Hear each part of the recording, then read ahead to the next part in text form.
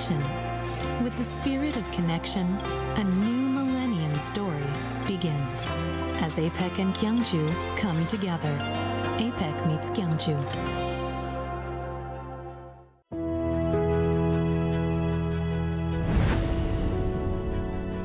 The moment we wear it, our spirits lift. It helps us grow strong in body and in mind. As we wear it, we learn patience and respect. The belt system motivates students to strive harder and continue growing. This uniform shapes movement into grace and turns performance into something thrilling. Now, embraced around the world, Taekwondo shares our culture, philosophy, and values with pride and spirit. Though it may seem simple, this uniform holds your passion and your journey. It belongs to Taekwondo. Wear the extraordinary. Be with Taekwondo.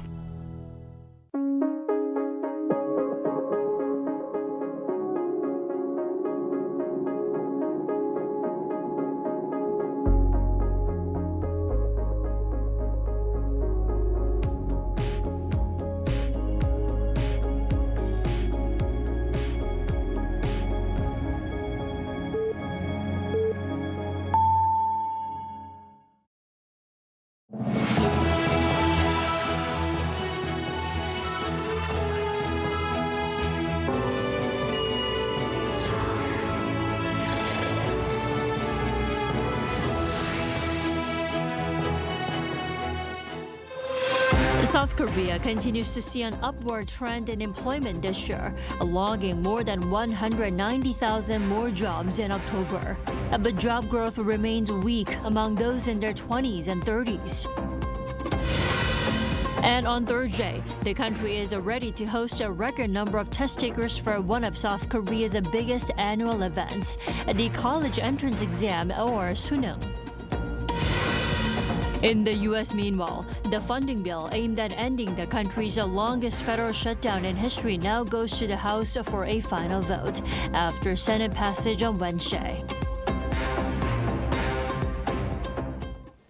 South Korea's job market extended this year's positive momentum, adding over 190,000 jobs last month. But trends varied across industries and age groups. Our Moon Jeong has our top story tonight. South Korea saw a continued upward trend in employment last month, but employment losses persisted in manufacturing and construction, as well as among the younger population.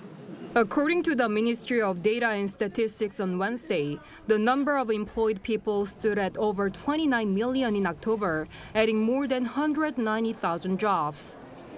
While the upward trend in employment continued, the pace of increase narrowed as job losses persisted in sectors such as agriculture, forestry and fishing, construction, and manufacturing. Meanwhile, the number of unemployed people decreased, and the economically inactive population increased. Employment data in the manufacturing and construction sectors remained sluggish. The manufacturing sector shed more than 50,000 jobs in October from a year earlier, extending its downturn to a 16th consecutive month. The construction industry also continued to struggle, losing more than 120,000 jobs to continue its decline for the 18th straight month. On the other hand, the number of employed individuals increased in sectors such as wholesale and retail, arts, sports and leisure, accommodation, and restaurants. Officials attributed this increase to government initiatives, including the Livelihood Recovery Consumption Coupons. By age, older adults primarily led the overall job growth, and while employment also rose for those in their 30s, job numbers declined for all other age groups. Notably, young people aged 15 to 29 experienced the steepest drop, with their employment rate recording its 18th consecutive monthly decline. In contrast, the rising number of economically inactive individuals taking time off to rest was especially pronounced among those in their 30s, reaching its highest level since data collection began. A government official explained that despite their generally strong employment and economic activity rates, fewer people in their 30s were inactive due to childcare or housework, with more now simply choosing to rest. 문지영, Arirang News. The $1 exchange rate surpassed 1,470 Korean won during intraday trading on Wednesday, the highest figure in 7 months. The Seoul foreign exchange market saw the $1 rate start at 1,461 won, which rose past 1,471 at around noon. And this marked the highest level since April, when it reached 1,487 won. And the recent strong U.S. dollar comes as expectations grow that consumer spending will increase once the longest U.S. Federal Reserve shutdown is lifted, which is expected to happen soon. Now, in November every year, there's an event in South Korea that brings the nation to a temporary standstill to support high school seniors and some graduates taking the annual college entrance exam.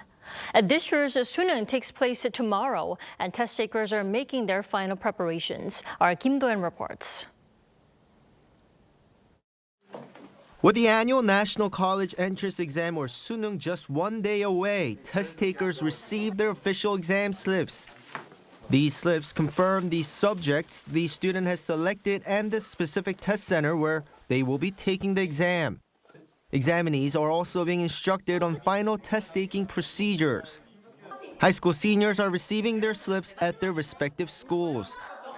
Graduates retaking the exam are collecting theirs from designated locations such as district education support offices or specific test centers.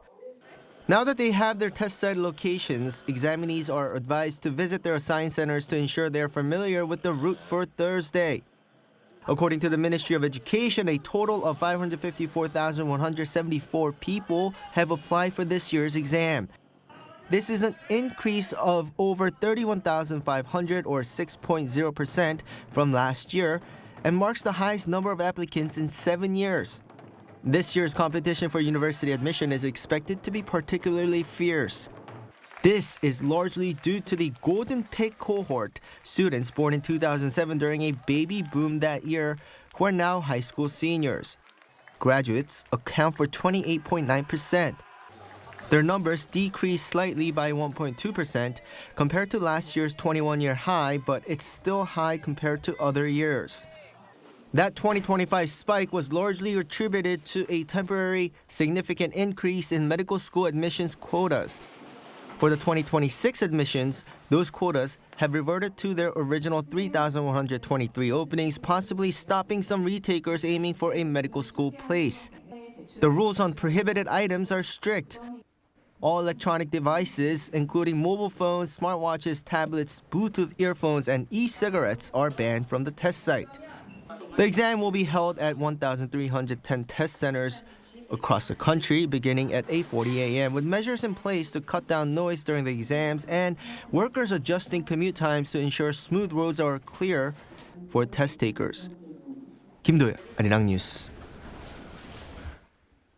South Korea continues to co-sponsor the UN resolution condemning North Korea's human rights violations, despite speculation that the government could pull back from such efforts to ease tensions on the Korean peninsula. Our Kim Bo-kyung tells us more.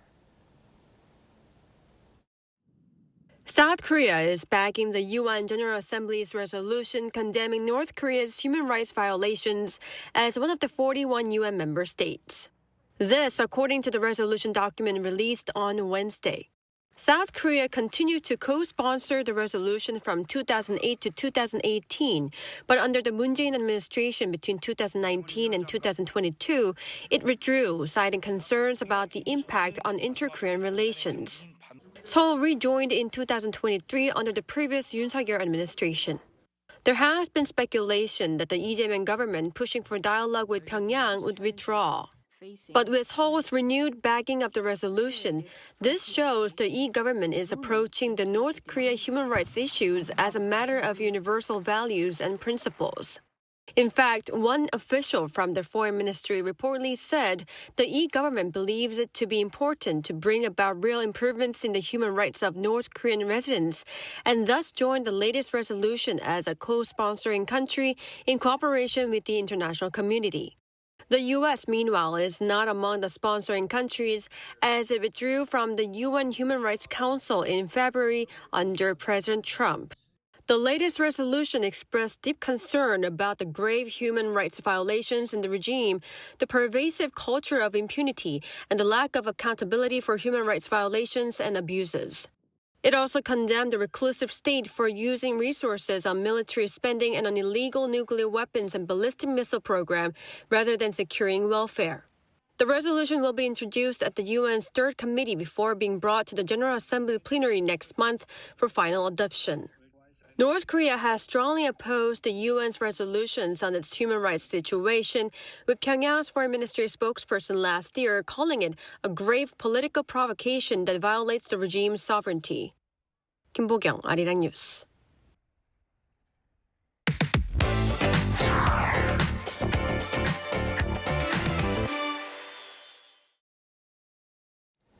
As South Korea moves towards building a nuclear-powered submarine, what would Seoul's greater sea power mean for regional and global security? Also, what will be the next steps and challenges ahead?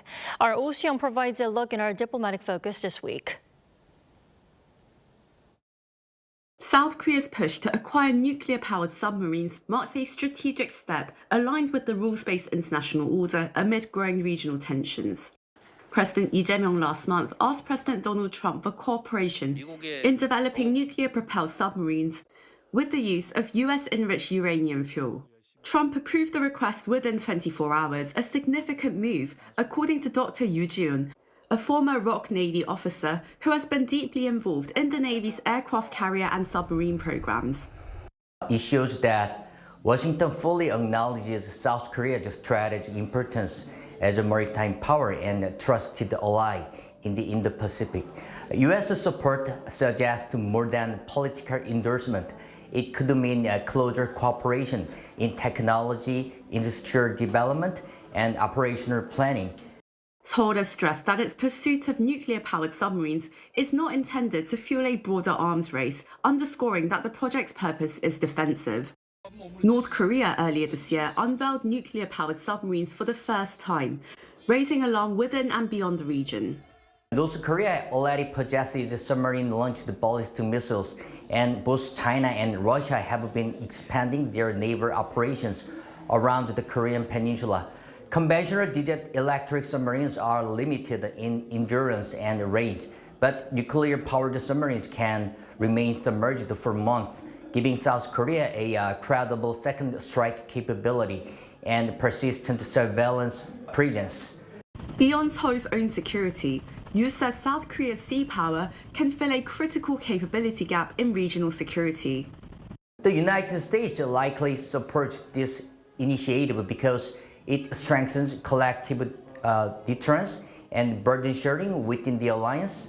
A capable South Korean undersea fleet would enhance regional stability and complement U.S. and allied naval forces across the Indo-Pacific. Their ability to conduct long-endurance patrols would improve early warning, crisis monitoring, and intelligence collection on potential threat.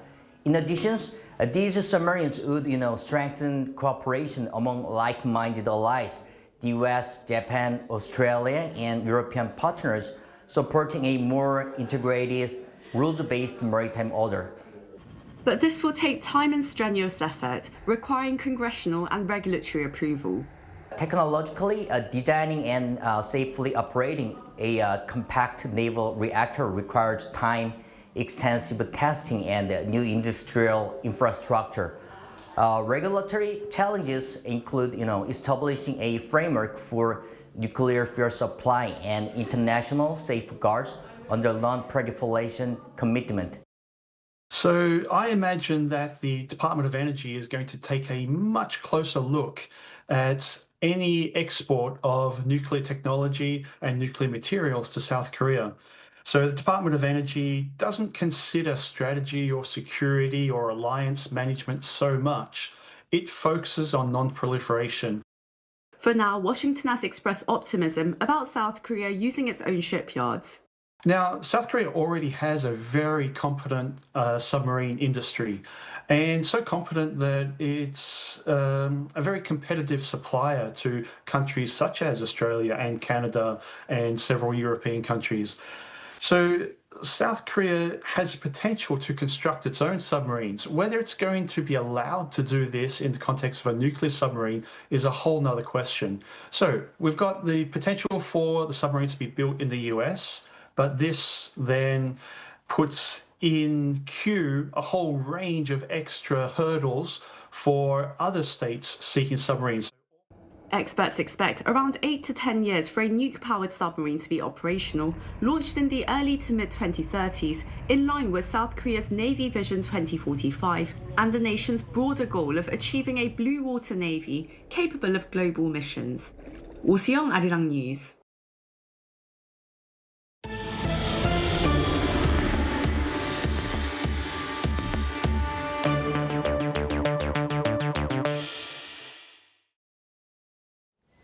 The U.S. Senate has voted to end the longest government shutdown in American history. But as lawmakers move to reopen federal agencies, the political battle over healthcare costs, the issue that triggered the shutdown, is far from over. Our Moon Hae-ryun has the details. The U.S. Senate has approved a bipartisan compromise to end the longest government shutdown in American history. The measure passed Monday night by a vote of 60 to 40, breaking a weeks-long stalemate that left hundreds of thousands of federal workers without pay, disrupted food aid for millions, and caused widespread air traffic delays. The bill restores funding for federal agencies that have been closed since October 1st and temporarily halts President Donald Trump's effort to downsize the federal workforce, blocking any layoffs until January 30th. It now heads to the Republican-controlled House, where Speaker Mike Johnson said he plans to move quickly. At the very moment that they do that final vote, I will call all House members to return to Washington as quickly as possible. We'll give a 36-hour formal and official notice so that we can vote as soon as possible to pass the amended CR bill and get it to the president's desk. If passed by the House, the bill would then go to President Trump for his signature, allowing government agencies to reopen immediately. On Tuesday, President Trump marked Veterans Day at Arlington National Cemetery, calling the Senate vote a major victory. And congratulations to you and to John and to everybody on a very big victory. We're opening up our country. Should have never been closed. Should have never been closed.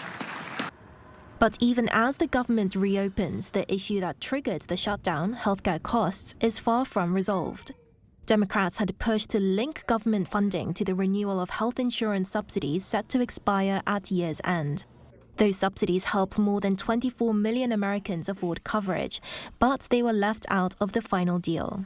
That puts new pressure on Trump and Republicans to deliver on their promises to lower healthcare costs, a challenge that could grow as the midterm elections approach.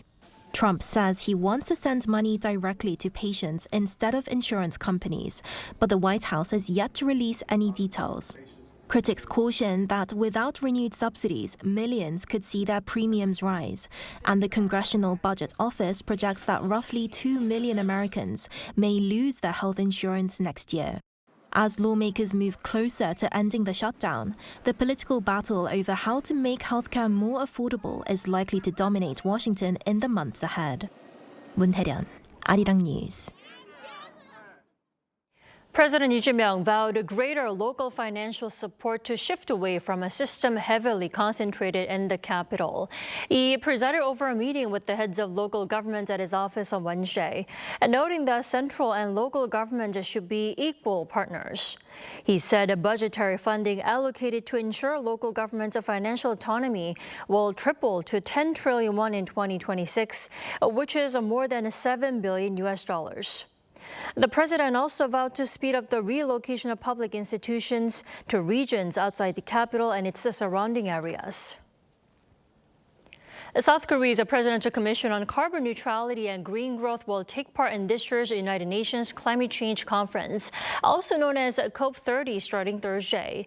During the three-day trip, Vice Secretary General Kim Jong-il will present South Korea's renewable energy and carbon neutrality policies at seminars hosted at the Korea Pavilion. Kim will also meet with the heads of climate committees from the United Kingdom, Canada, Australia, and South Africa to discuss a deeper cooperation in tackling climate challenges. The COP30 conference, which began on Monday, will run until November 21st in Belém, Brazil. And now on the science front, the fourth launch of South Korea's homegrown space rocket Nuri is set for November 27th. Since this will be Nuri's first nighttime liftoff, final safety checks are already underway. Our Tae Yoon-kyung tells us more. The next-generation medium-sized satellite number 3 is the main payload of South Korea's domestically developed Nuri space launch vehicle. The satellite will carry out missions related to measurements of the Earth's aurora and magnetic field. The satellite is said to be put into a sun-synchronous orbit about 600 kilometers above the Earth for the aurora observations. Due to the launch site and Earth's rotation, the optimal sun-synchronous orbit launch time is around 1 a.m. The authorities have designated a launch window between 12:54 a.m. and 1:14 a.m. on November 27th from the Naro Space Center in Goheung, Jeollanam-do Province. The exact time will be determined the day before the launch. The space rocket's payload weight has been increased from 180 kilometers to over 500 kilometers, as other smaller satellites for diverse missions will also be carried. The handling of the hydrazine fuel processing, usually for medium-sized satellites or larger, will be independently handled by domestic teams without foreign assistance. The rocket will also carry 12 smaller microsatellites, all produced by domestic researchers and private companies. Compared to the third launch, the total weight has almost doubled, and the targeted altitude for release is 600 kilometers. The head of the Space Launch Vehicle Research Directorate at the Korea Aerospace Research Institute, Han Young-min, shared an update on the ongoing final preparations during an online event Tuesday hosted by the Korea Science Journalists Association. The attention is high on whether the fourth launch of space rocket Nuri will succeed. Cha Yoon-kyung, Arirang News. Korea's largest game exhibition, G-Star 2025, is just a day away. So starting Thursday, game lovers will make their way to Expo in Busan to see the latest product and upcoming releases in gaming. Our Pyeongyang has more. From Thursday, Busan transforms into a global hub for the gaming industry. G-Star 2025 kicks off for a 4-day run under the slogan, Expand Your Horizons, bringing together the world's top developers and publishers. South Korea's leading studios, including NCSoft, Netmarble, and Gravity, will headline the main exhibition hall. Main sponsor NCSoft will take center stage with its upcoming title, Ion 2, and other new global releases, while Netmarble presents fresh games like Solo Leveling Karma and Soul Enchant. The second exhibition hall will feature a global zone with major international players such as Bandai Namco Entertainment and Blizzard. Valve, the developer of Steam Deck, is also returning for this year's Indie Showcase 2.0 Galaxy. Beyond the exhibition floor, the G-Con International Game Conference will explore storytelling and narrative across games, films, and comics, featuring industry icons such as Dragon Quest creator Yuji Horii, Nier Automata director Yoko Taro, and film director Byun Sung-yeon. According to Busan city officials, this year's G-Star will move beyond a festival format to become a global business platform that supports local developers' international reach and strengthens Korea's gaming ecosystem. Traffic around Expo will be partially restricted during the event for safety and crowd control. G-Star 2025 runs through Sunday, showcasing the future of gaming from Busan to the world. Pyeongyang, Arirang News.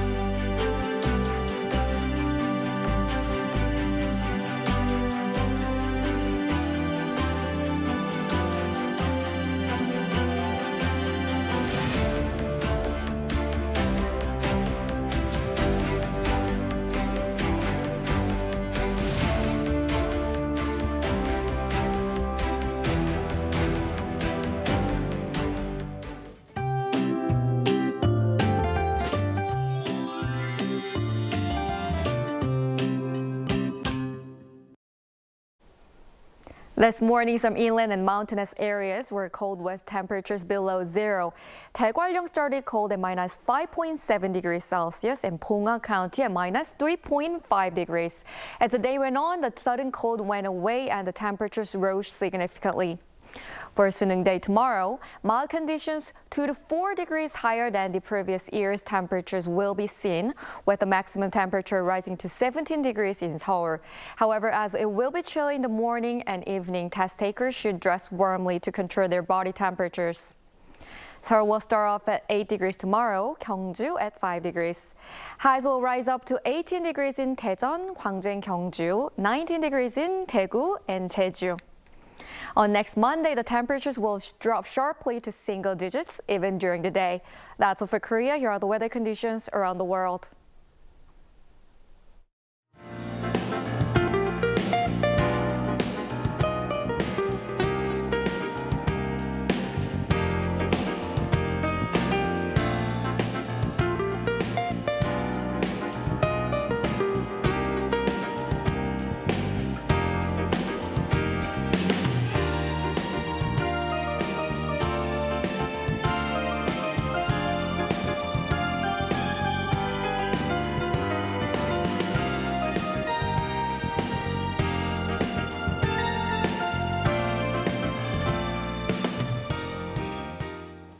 That is all we have for tonight. I'm Kim Dami. From all of us here at Arirang, thanks for watching and good night.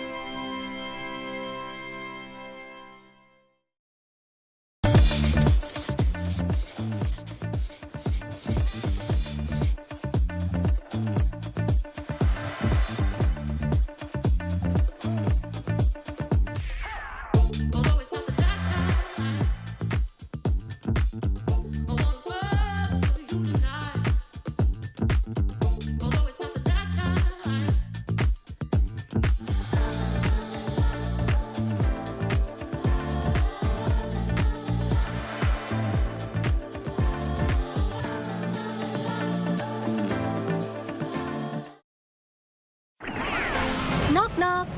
The magical door to the world of K animation is swinging wide open. Let's get steamy. Meet your instant new BFF, the adorable Catch. Tina Ping will have you hooked from the very first glance. Need a hand? Our Robocar Pony Rescue team is always zooming in to save the day. How about tagging along on Ping Fong and Pal's super exciting quest to reclaim their lost magic? With the mysterious life forms Cabion by your side, you can become a Cabion master and save humanity like a total hero. Protecting children's innocence while igniting their boundless imaginations. That's the magic of Korean animation. K-Animation, the ultimate bestie for kids worldwide.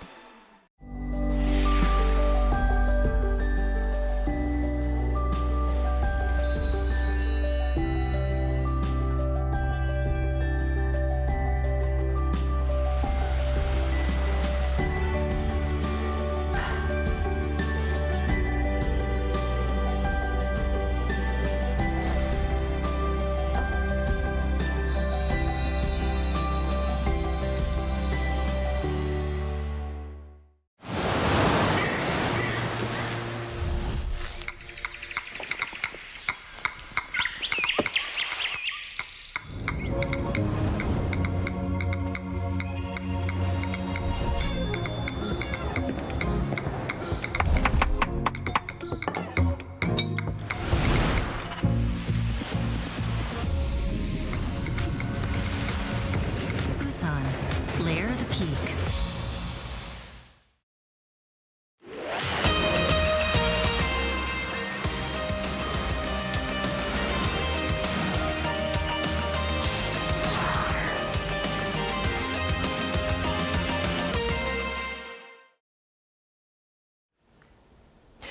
Welcome to Within the Frame, where we bring the most pressing issues across the globe into focus. I'm Kim Mo-gyan. Tensions on the Korean peninsula are once again mounting. North Korea has issued a sharply worded statement condemning the upcoming South Korea-U.S. joint military exercises and high-level security talks, signaling a renewed confrontational stance. And just a day earlier, Pyongyang launched a short-range ballistic missile into the East Sea, yet made no mention of it in its state media. In response, Seoul issued its first public condemnation since President Lee took office, warning against actions that heighten inter-Korean tensions.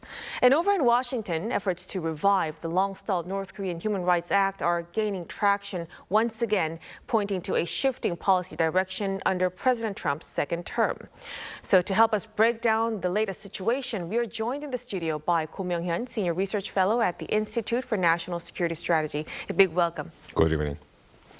And also joining us is Brian Myers, Professor of International Studies at Dongseol University. Good to see you. Good to see you too. So let's start with Dr. Go, with North Korea's Defense Minister No Kwang-cheol's statement criticizing the U.S.-South Korea joint military drills and the SCM as well. What do you think prompted Pyongyang to deliver such a message right now? So I think it's coincided with the occasion of the joint military exercise of Freedom Flag that was held last week. And I think the North Koreans were also concerned about the arrival of the U.S. aircraft carrier, George Washington. And I think this action, in fact, prompted North Korea to react this way because I think North Korean waited for Trump administration to have assume more of a softer stance towards North Korea, especially because in the light of President Trump's message to Kim Jong-un urging dialogue and meeting when Trump was here in Korea for the occasion of the APEC summit. So seeing this kind of, the continuation of joint military drills, which North Koreans always held as a sign of continued hostile attitude by the United States, I think it essentially compelled North Korea to react. nonetheless, I don't think this reaction means that North Korea is essentially decided that they are not going to engage in dialogue with the United States. I think it's one of these actions that both sides, the United States and Korea, South Korea on one hand, and North Korea on the other side, they engage before engaging a meaningful dialogue. Essentially, it's a way to send a message to the other side that they are not, they are negotiating from position of strength. They are going to essentially defend their existing position regarding denuclearization, regarding the continuation of the military deals, and also the importance of the alliance. So it's a typical strategic moves and signaling exercise that both sides are engaging. So I think even though it raises tension in the Korean Peninsula, I wouldn't judge it as if that this represents the end of the engagement efforts on both sides. So there's still room for dialogue. Now, building on this, some analysts actually say that Pyongyang's targeting of these drills and defense meetings points to more than just a military deterrence strategy. Professor Myers, what kind of political calculation do you think is behind this? Well, North Korea has been criticizing this kind of thing for over half a century now, including events that were pretty trivial. And I think this time the alliance has been engaging in behavior that Pyongyang was bound to consider provocative. I mean, you've got Freedom Flag, you've got the aircraft carrier docking in Busan, which Dr. Go referred to, and South Korea's defense minister has said that Kim Jong-un is going to lose sleep over the nuclear-powered submarine that South Korea wants to build. That's a pretty strong statement for a progressive government to make. So I think we could expect criticism from Pyongyang. And if anything, I think the defense minister's statement was actually quite restrained by North Korean standards. It was certainly not as fiery or insulting a statement as many of the regime's responses to exercises have been. I think it may also have been made for Russia's benefit. You know, there's been a lot of speculation in recent weeks about whether Kim Jong-un wants to meet Donald Trump. So Kim may be feeling the need to reassure Moscow that he is committed to preserving a unified front against the United States. So, Dr. Myers, Dr. Myers said that the tone of North Korea's defense minister is actually kind of restrained. But we also hear that, there's also hints that Pyongyang is ready to take more aggressive action moving forward. So how do you see the chances for the regime to, escalate its provocative level, Dr. Go? So I think the typical way North Korea escalates tension is by carrying out missile tests. And then there are the main driver behind the missile test by North Korea. Many times it's strategic, send a signal to the other side that they are capable of escalating tension as well as provoking the other side. But also another important driver behind the North Korean missile provocations are their need to complete their development. And we know that North Korea had recently unveiled a new ICBM, Hwasong 20, which is made of composite materials and which increase the performance of these missiles. And chances that North Korea could be upgrading their other missiles, shorter range missiles and medium range missiles, with the new composite materials which they probably have obtained from Russia. So, and this represents another level of threat for South Korea and the United States and Japan. So I think the message of from North Korea that they're going to engage in more aggressive action in the future, I think it likely refers to their plan to carry out further development on the missile front. So it wouldn't be surprising to see more action coming from Pyongyang. Now, shifting a little bit to the recent actions on the ground. So on the 7th, a day before the statement has been released, North Korea fired a short-range ballistic missile into the East Sea, but curiously made no mention of it in its state media. Professor Myers, what does this selective messaging suggest about their intent? Well, just because something isn't mentioned on North Korea's nightly TV news or in the main newspaper doesn't necessarily mean that it's not being discussed on the ground, so to speak, in party instruction or in propaganda at farms and factories. But these short-range ballistic missile launches or salvos have become so common over the past 10 years that they're really not such big news anymore, especially not with, solid-fueled ICBMs and other sensational things being launched every year or so. And you've got North Korean soldiers fighting in a hot war on the other side of the world. And this last launch, I think, wasn't really much of a provocation of the alliance either. I mean, one short-range missile fired into the East Sea, that's become such a common North Korean response to our exercises that it doesn't really escalate the tension much. It's really at the bottom level of North Korean provocations. So the regime, as I see it, is basically saying, look, we see your joint exercise and we're not intimidated by it. But that, I think, is about the extent of the messaging. Right. Thank you for pointing that out, Dr. Myers. It has been quite common for North Korea to condemn those exercises, too. But in response to this, Seoul's defense ministry actually publicly condemned North Korea's actions, urging the North to immediately stop heightening tensions. But this is quite important because it's the first time for the new Lee Jae-myung administration to directly denounce the North Korean missile launch. How would you assess Seoul's approach here, Dr. Go? No, I think it's a natural reaction to the fact that North Korea is now engaged in the South in dialogue. And North Korea is clearly more engaged with Russia and China at this moment. And I think the reason is because North Korea wants to show that they are not by themselves. So they are part of a much bigger grouping alongside China and Russia. And then actually this compels South Korea to react by prioritizing South Korea's coordination with the United States and Japan. So in this case, coordination means not just in terms of defense posture, but also in policies. So I think Lee Jae-myung administration, because started the tenure this year, has to reassure United States and Japan that it's not going to be the repeat of the engagement policy that our allies have witnessed in the past, that this is going to be a pragmatic diplomacy, that they're going to approach North Korea with like a very cool eyes, essentially treating North Korea the way it is, that it's a country that we have to engage, but at the same time, it's a very serious violator of human rights. So I think this is the reason why South Korea is splitting the approach in two levels. One is engagement. We have seen these efforts at placating the North Koreans from the Minister of Unification, from Minister Jang Dong-yang, and then now Minister of National Defense, showing that look, we are going to condemn North Korea's misbehavior. We're going to call it by the correct way, that it is wrong, and then we're going to condemn it. So I think this reflects the fact that South Korea wants to consolidate its leverage over North Korea, so that if eventually North Korea re-engages South Korea in dialogue, South Korea can count with the trust of the allies, also inform North Koreans' expectation about how South Korea is going to engage in negotiation.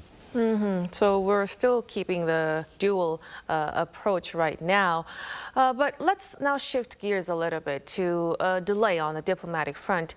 The release of the ROK-U.S. summit fact sheet is being held up with speculation centering on issues that's tied to the nuclear-powered submarines. South Korea wants to build them domestically while sourcing nuclear fuel from the U.S. So if this plan actually moves forward, Professor Myers, what impact could it have on the Seoul-Washington strategic alliance and also Seoul's push for defense autonomy? Well, it all depends on whether they are built, these submarines are built in America or here in South Korea. It makes all the difference, really, when it comes to South Korean perceptions of the alliance. If the Trump administration insists on building them in Philadelphia, that will not only mean much less economic and technological benefit for South Korea, I think it will also deepen South Koreans' perception that the alliance has become purely transactional. And they worry that such an ally cannot be relied upon when push comes to shove. Are we America's partners, or are we just customers? That question, I think, is going to loom larger and larger here. On the other hand, if the submarines are built in South Korea, the Lee administration can greatly boost military spending, and he can do that without alienating his left-wing base, which I think would be a win-win for the whole alliance. The submarines would be built in Ulsan, which precisely in the shipbuilding areas is Union territory. It's pretty left-wing. And if the Americans are smart, they will think this is how we finally get South Korea's hard left fully on board with strengthening the alliance and perhaps engaging in trilateral naval cooperation with Japan. As for defense autonomy, I think that's going to be limited anyway if the submarines need uranium fuel from the United States, which can presumably be cut off at any time. But as Dr. Yoo Ji-hun was saying in the first half of this hour on Arirang, there's an awful lot of military advantages to be had from nuclear-powered submarines, and it's certainly going to be a big step towards a blue water navy. Right, so this nuclear-powered submarines may be more than just a defense issue. It's a very important flashpoint that's getting attention from our neighbors as well. So speaking of neighbors, Dr. Go, how do you think the latest push for nuclear-powered submarines from South Korea affect inter-Korean dynamics or even shift the broader discourse on denuclearization? So I think it's clearly going to affect North Koreans' strategic calculations. And the reason is because we don't know how the nuclear submarines for South Korea will end up being, whether it's going to be built by the Americans or South Koreans themselves. So it's an open question for now. But nonetheless, it's likely that South Korea is going to possess nuclear submarine capability in the near future. And if these nuclear submarines can carry ballistic missiles, whether it's conventional or nuclear tipped, most likely conventional, it represents a second strike capability which undermines North Korea's nuclear threat. So in that sense, I think North Koreans will have to recalculate their nuclear strategy. So in that sense, it could be a game changer in the Korean Peninsula, which enhances the deterrence posture for South Korea, as well as inducing the strain on the part of the North. So yeah, I think this is going to change the North Korean strategic calculation for sure. But then on the other hand, North Korea could claim that the Korean Peninsula is no longer nuclear free. Therefore, they could take this as an example of to rationalize their own nuclear capability buildup. So, but overall, I think nuclear submarines for South Korea represents a net benefit for South Korea's security. So we'll be looking to how this develops moving forward. But speaking of the Axis, actually last week, Viktor Goromykin, the head of Russia's main military political dictatorate, visited North Korea and held meetings with senior military leaders there. So with Pyongyang and Moscow continuing to extend its cooperation into military political channels, Professor Myers, how should we read into this growing partnership? And also, do you think there's a possibility for North Korea to send more troops to Russia? Well, I was very intrigued by that term, military political cooperation. That's a term that you don't see every day. And as I read that, it implies a measure of ideological coordination. It implies that a partnership based on shared values, shared opposition to globalism is going to be strengthened. So it's kind of ironic. You could say that while the U.S.-South Korea alliance seems to be becoming more transactional, the Russia-North Korea axis is perhaps becoming less so. But we're going to have to wait and see exactly what military political cooperation means in concrete terms. As for North Korea sending more troops, I would say that is a very real possibility, considering Kim Jong-un's very ostentatious commemoration of his soldiers' heroism just last month. You know, at that event, he said very clearly that the military brotherhood between Russia and North Korea would, quote, advance nonstop, unquote.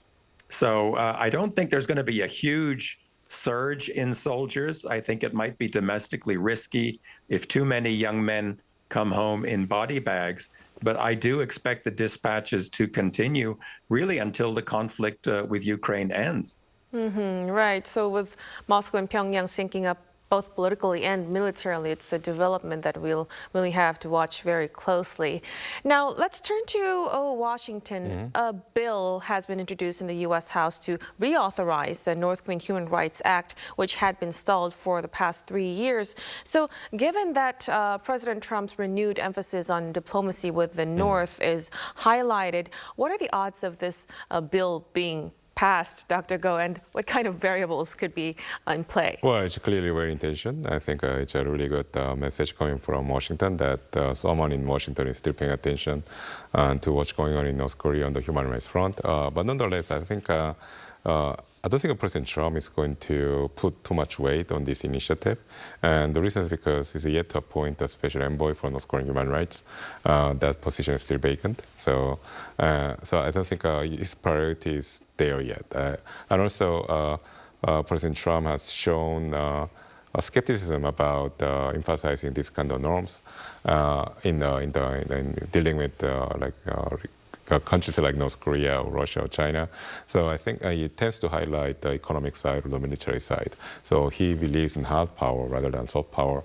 So I don't think President Trump is going to make the human rights the spearhead of his policy on North Korea. It's less likely. It's more about engaging the North. So, but nonetheless, it's very good to see that the Washington political class is aware of this situation and the human rights situation in North Korea, and is going to continue working to improve human rights records in the North. So I think it's actually it's a good sign, I would say. Mm-hmm. So we'll have to see how President Trump's next moves would shape the future of this act. Now, we'll have to conclude our discussion right here. Thank you so much for your insights, Professor Myers. Thank you for having me. And of course, Dr. Go, we appreciate it. My pleasure. And that'll be all from us on Within the Frame. Be sure to tune in again next time as we continue to explore the stories that matter. Until then, stay informed and engaged.